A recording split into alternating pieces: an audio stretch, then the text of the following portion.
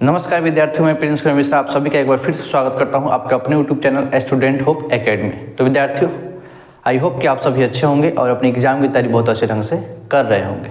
तो सबसे पहले आज हम लोग 2024 से 2025 में प्रवेश कर चुके हैं। आज 1 जनवरी है। तो सबसे पहले हमारी तरफ से आपको और आपके सभी परिवार को हमारे तरफ से हैप्पी न्यू ईयर, नए वर्ष की बहुत सारी बधाई और शुभकामनाएं। आशा है और उम्मीद करता हूं कि यह साल आपके जीवन में बहुत सारी खुशहाली लेकर आएगा। ठीक है, ईश्वर से यही ब्लेसिंग्स है कि आपका यह साल बहुत अच्छा जाए। ठीक है, तो आप सभी जानते हैं कि हम लोग ऑब्जेक्टिव सीरीज शुरू किए हैं। आज ऑब्जेक्टिव सीरीज का ये 3rd डे है, तीसरा दिन है और हम लोग चैप्टर वाइज ऑब्जेक्टिव सीरीज कर रहे हैं और ऑब्जेक्टिव सीरीज का ये तीसरा दिन है। ठीक है, इसके पिछले 2 वीडियो में हम लोग चैप्टर नंबर 1 जो कि है रियल नंबर के बहुत सारे ऑब्जेक्टिवों को देख चुके हैं और आज फिर से हम लोग फर्स्ट चैप्टर के ही कुछ महत्वपूर्ण ऑब्जेक्टिव को देखेंगे। देखिए, जितने सारे सवाल होते हैं ये मेरे द्वारा बनाए गए नहीं होते हैं, ये जो है आपके previous year question, previous year जो पेपर एग्जाम हुआ है उस सारे वहीं से इस प्रश्न लिए गए हैं। तो ये प्रश्न बहुत महत्वपूर्ण है क्योंकि प्रीवियस ईयर प्रश्न जो है प्रीवियस ईयर पेपर में पूछे गए हैं। तो इस प्रश्न को देखना हमारी यही इस ऑब्जेक्टिव सीरीज का मुख्य उद्देश्य यही है कि जितने भी प्रीवियस ईयर ऑब्जेक्टिव है जो आपके एग्जाम में पूछ चुका है उससे आप रूबरू हो, आप उसको जानें कि कैसे कैसे प्रश्न जो है एग्जाम में आता है। देखिए, किताब की सवाल का मतलब ये होता है कि हमको कंसेप्ट समझाया जाए, कंसेप्ट हमको समझे। इसका मतलब ये नहीं कि किताब का सवाल ही आपके एग्जाम में आएगा। बहुत बार देखा जाता है कि केवल कंसेप्ट, किताब का काम है कि कंसेप्ट आपको समझाना। किताबों में हमें देखना है कि क्या क्या चीज़ें पढ़ना है, कौन कौन से नियम हमको पढ़ना है, कौन कौन से विधि को हमको जानना है। उस विधि के आधार पे आपके एग्जाम में क्वेश्चन आता है। ठीक है, देखिए जो यहाँ पे प्रश्न है पहला कि यदि भाग एल्गोरिथम a बराबर BQ प्लस R में b बराबर 61 दिया हो, Q बराबर 27 दिया हो, R बराबर 32 हो तो हमें a का मान ज्ञात करना है। देखिए, किताब में आपको क्या बताया गया कि यूक्लिड विभाजन एल्गोरिथम में हम ये फॉर्मूले के संरचना को जानते हैं जो कि होता है a बराबर BQ प्लस R। इस टाइप का सवाल आपके बुक में नहीं है। अगर एग्जाम में आ जाए, आप क्या किए हैं कि प्रत्येक लाइन बाय लाइन आप एक्सरसाइज के क्वेश्चन को पढ़े हैं, अगर ये प्रश्न आ जाए तो अब फिर क्या करेंगे? तो हमें ज़रूरी है कि हम कंसेप्ट को समझें, हम ये देखें कि हमारे एग्जाम में किस तरीके के प्रश्न आते हैं, तब हम जाके एग्जाम में बेहतर कर सकते हैं। ठीक है, तो आज हम फर्स्ट चैप्टर के ही कुछ अब महत्वपूर्ण ऑब्जेक्टिव को देखेंगे। ठीक है, तो देखिए पहला प्रश्न यही है हमारे पास कि हम लोग जब हम लोग ईडीए पढ़ रहे होते हैं, ईडीए समझ रहे होते हैं, जिसके माध्यम से हम 2 या 2 से अधिक संख्याओं का एचसीएफ ज्ञात कर सकते हैं, उसी में हमको ये संरचना देखने को मिलता है a बराबर BQ प्लस R, यानी कि a जो होता है यानी कि डिवाइडेंड a, जिसको क्या बोलते हैं हम लोग डिवाइडेंड जो होता है, डिवाइजर और क्या होता है हमारे पास क्वाइटेंट का गुणनफल, अब प्लस में हम लोग r जोड़ दे यानी कि रिमाइंडर जोड़ देता, हमारे पास डिवाइडेंड जो होता है हमें प्राप्त हो जाता है, उसके बराबर होना चाहिए। ठीक है, तो हमें कह रहा है कि अगर हमको a बराबर BQ प्लस R में हमको जो कह रहा है कि b का मान है, यानी कि हमको डिवाइजर का मान 61 दिया हो, क्वाइटेंट का मान 27 हो, रिमाइंडर 32 हो, तो हमें बताना है कि a जो कि होता है डिवाइडेंड का मान क्या होगा। तो देखिए प्रश्न हम बनाते हैं। सवाल में हमको दिया है a बराबर, यानी कि हमको डिवाइडेंड का मान दिया हुआ है, सॉरी डिवाइडेंड का मान नहीं दिया, ये हमें ज्ञात करना है, a ज्ञात करना है हमको, और हमको b बराबर दिया है 61, उसके बाद हमको दिया है q बराबर 27 और r का मान हमको दिया है 32। हमको a का मान ज्ञात करना था। a बराबर का होता है BQ प्लस R, जहाँ b हमारे पास क्या है, b हमारे पास होता है डिवाइजर, क्या होता है डिवाइजर, तो डिवाइजर हमको दे रखा है 27। फिर से क्वाइटेंट हमको दिया है, क्वाइटेंट दिया है हमारे पास 27, यहाँ पे लिखे हुए 27, और b का मान सॉरी यहाँ पे 61 दिया हुआ है 61, यानी कि हमको डिवाइजर का मान 61 दिया है, क्वाइटेंट हमारे पास 27 आया है, और रिमाइंडर को हमको प्लस करना है, यानी कि रिमाइंडर हमारे पास 32 है। तो देखिए इसको पहले हम गुना कर लेंगे, हमको गुना करना है 61 में 27 से, 6 7 जा 42, 2 और 6 2 जा 12, 4 6 1, ये आ जाएगा हमारे पास 1647, यानी कि 647, इसमें हमको जोड़ना है 32। देखिए ध्यान से, 7 और 2 9, 4 और 3 7, यहाँ पे 16 हो जाएगा, यानी कि 1679 जो है हमारे पास ए का मान आएगा।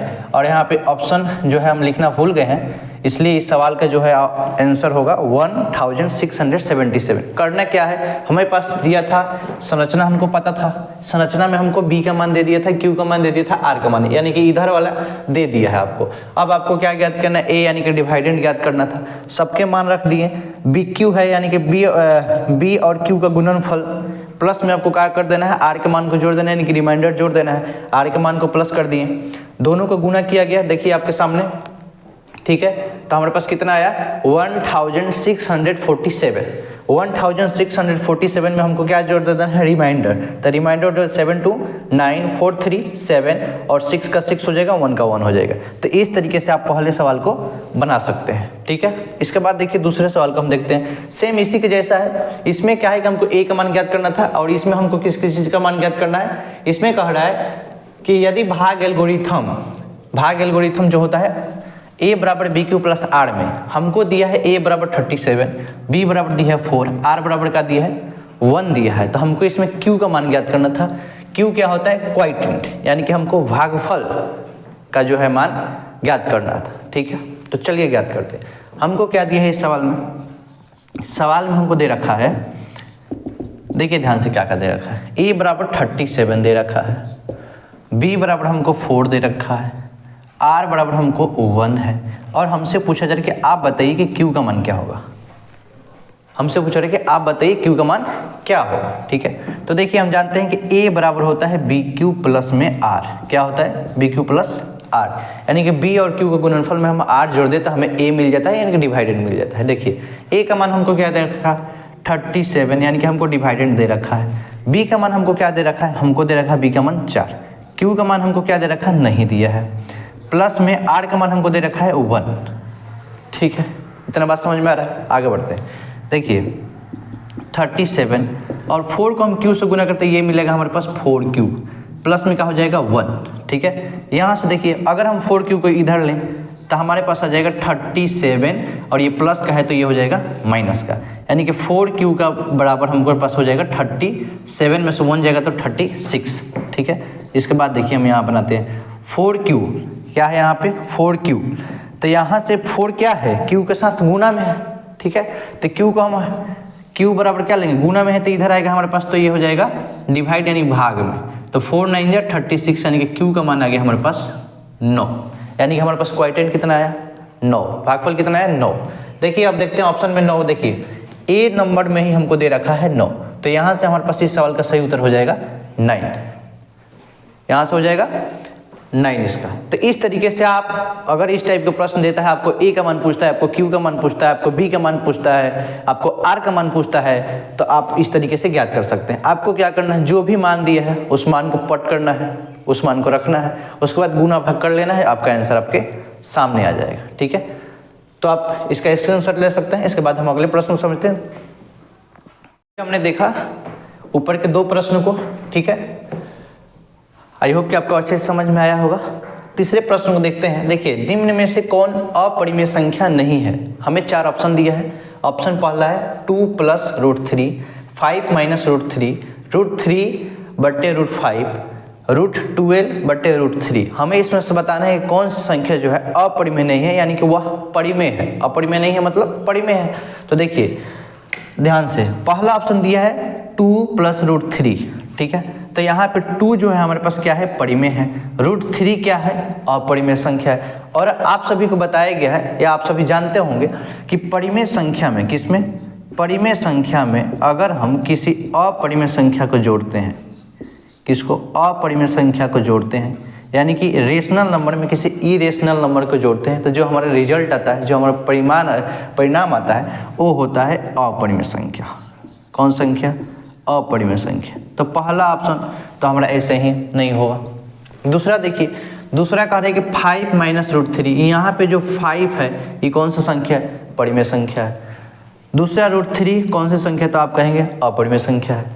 उसके बाद कंसेप्ट क्या है, तो देखिए कंसेप्ट है कि परिमेय संख्या में किसी रेशनल नंबर को इरेशनल नंबर से क्या करते हैं, घटाते हैं। ठीक है, किसी परिमेय संख्या को अपरिमेय संख्या से घटाने पर जो रिजल्ट आता है, जो परिणाम आता है, वो होता है हमारे पास अपरिमेय संख्या। ठीक है, दूसरा देखिए, दूसरा हमसे कहा जा रहा है कि √3/√5 ये दोनों कौन सी संख्या, तो दोनों अपरिमेय संख्या। कंसेप्ट क्या है, अगर हम किसी अपरिमेय संख्या को किसी अपरिमेय संख्या से भाग देते हैं, तो हमारे पास रिजल्ट जो आता है या कभी कभी परिमेय संख्या या अपरिमेय संख्या। अब हम ये कैसे समझेंगे कब परिमेय होगा कब अपरिमेय होगा, तो ये संख्याओं के वैल्यू पर निर्भर करता है, संख्याओं के मान पर निर्भर करता है। हम आपको समझाते हैं। देखिए यहाँ पे √3 और √5 दोनों का जब हम मान निकालें तो ये अंशवानी अनवर्ती आता है, यानी कि अशांत आता है। तो उस समय इन दोनों का अनुपात भी हमारे पास क्या आ जाएगा, ये आ जाएगा अपरिमेय संख्या, क्योंकि दोनों अपरिमेय संख्या है। दोनों का अगर हम लोग वैल्यू ज्ञात करें तो क्या हो जाएगा, दोनों का अनुपात हमारे पास अपरिमेय मिलेगा। अब कभी कभी क्या होता है, देखिए कब परिमेय होगा। अब तो ये जान लीजिए कि अपरिमेय कब होगा, जब दोनों संख्या का मान जो है अपरिमेय है, अशांत अनावर्ती है, तो उस समय क्या होगा, अपरिमेय संख्या होगा। लेकिन अगर मान के चलिए कि अगर हमारे पास एक अपरिमेय संख्या 2π, एक हमारे पास क्या है, अपरिमेय संख्या पाई। आप जानते हैं कि पाई जो है अपरिमेय संख्या होता है, और अपरिमेय संख्या में किसी परिमेय संख्या से गुना करें तो भी हमारे पास क्या आता है, अपरिमेय ही आता है। तो यहाँ पे 2 जो क्या है, परिमेय संख्या है, पाई क्या है, अपरिमेय संख्या है, यहाँ पे पाई क्या है, अपरिमेय संख्या है। भाग लगाने पर क्या आएगा हमारे पास, तो देखिए भाग लगाते हैं। इसका मतलब इसको हम कैसे लिख सकते हैं, 2π/2। तो यहाँ से हम 2 से 2 रिमूव कर देंगे, हमारे पास क्या बचेगा, पाई। तो ये क्या हो जाएगा हमारे पास, सॉरी यहाँ पे 2 से भाग नहीं देना था हमको, पाई से भाग देना था। देखिए 2π/पाई, पाई से पाई क्या हो जाएगा, रिमूव हो जाएगा, हमारे पास बचेगा 2। तो 2 कौन सी संख्या है, तो 2 आप कहेंगे परिमेय संख्या है। तो देखिए समझ में आएगा कब परिमेय होगा कब अपरिमेय होगा। ये हमें संख्याओं के मूल पे निर्भर करता है, संख्याओं के वैल्यू पर निर्भर करता है कि कब परिमेय होगा कब अपरिमेय होगा। तो यहाँ से हम कहेंगे कि ये भी हमारे पास क्या है, अपरिमेय संख्या है। तो ये भी ऑप्शन हमारा नहीं होगा, यानी कि ये भी गलत है। डी नंबर बच जाता है √12/√3। अब इसको समझाते हैं। देखिए √12 का अगर हम परिमेयकरण करें, इसको पहले तो हम ऐसे लिख सकते हैं √12/3, या हम √12 का परिमेयकरण करें तो हमको क्या मिलेगा, 2 2 9 4 3 12, बच गया यहाँ पर क्या, √3। देखिए 2 को 2 है, 1 2 बाहर निकाल लेंगे, बचेगा हमारे पास 2√3 बटे में हमारे पास क्या है, √3।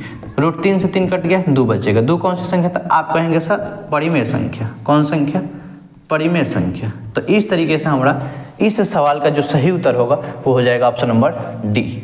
ठीक है, तो इस तरीके से आप इस सवाल को भी बना सकते हैं। अगला सवाल एक बच्चा आ रहा है, देखिए प्रत्येक परिमेय संख्या होती है, हमें बताना है कि एवरी जो रेशनल नंबर होता है, एवरी रेशनल नंबर होता है, प्रत्येक परिमेय संख्या वो कौन सी संख्या होती है। पहला दिया है एक परकीय संख्या, दूसरा है एक पूर्ण संख्या, तीसरा है एक पूर्णांक संख्या, चौथा है एक वास्तविक संख्या। तो देखिए मान के चलिए कि क्या 5 जो है एक, या 5/4 कह लीजिए, 5/4 जो है एक परिमेय संख्या है। तो क्या एक हम इसे एक परकीय संख्या कह सकते हैं, नहीं कह सकते, क्योंकि परकीय संख्या को हम भिन्न के रूप में नहीं लिख सकते हैं। दूसरा कह रहा है कि पूर्ण संख्या, तो क्या 5/4 एक पूर्ण संख्या है, नहीं है, इसे हम p/q के रूप में नहीं लिख सकते।